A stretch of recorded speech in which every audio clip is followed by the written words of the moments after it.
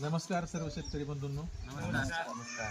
आज तालुका कृषी अधिकारी कार्यालय मोहोळ याच्या अंतर्गत तालुका कृषी अधिकारी माननीय श्री हर्षद निगडे साहेब यांच्या मार्गदर्शनाखाली सोहाळे गावामध्ये तुमचा शिवशंभू शेतकरी गट आहे.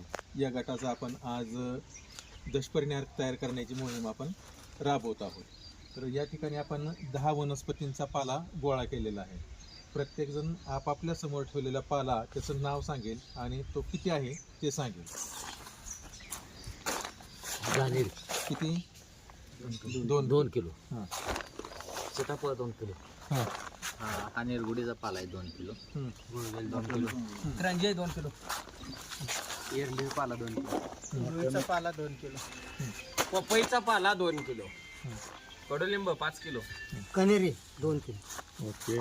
तर हे सगळे पाला आपण 10 वनस्पतीचा पाला प्रत्येकी 2-2 किलो घेतलेला आहे आणि लिंबाचा पाला हा 5 किलो घेतलेला आहे.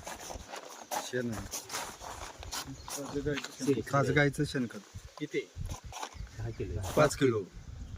देशी गाईचं गोमूत्र 5 लिटर. ओके. दशपर्णी अर्क म्हणजे काय केलं जातं? दशपर्णी अर्क म्हणजे काय? तो कसा बनवायचा?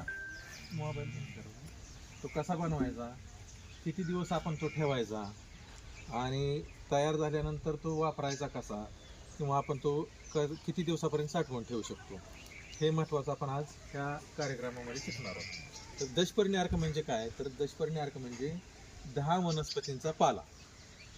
ह्या 10 वनस्पती अशा आहेत की ह्या 10 वनस्पतींचा पाला कुठल्याही प्रकारचं जनावर खात नाही. बरोबर आहे? शेळी खात नाही किंवा गाय म्हैस कुठल्याही जनावराला खात नाही. तर यामध्ये पहिल्यांदा आपण 10 वनस्पती कुठल्या हे आपल्याला माहीत असणं गरजेचं आहे. तर एक वाक्य ध्यानात ठेवायचं. एक गुरु सिकपक निगा.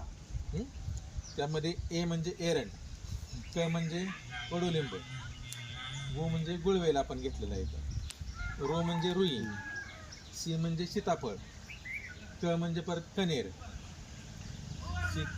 प म्हणजे पपई, नंतर क म्हणजे करंज, नि म्हणजे निरगुडी किंवा घाणेरी, आणि घाणेरी, नि निरगुडी आणि घाणेरी. निरगुडीचा आपण त्या ठिकाणी केलेला आहे. हां, इथं.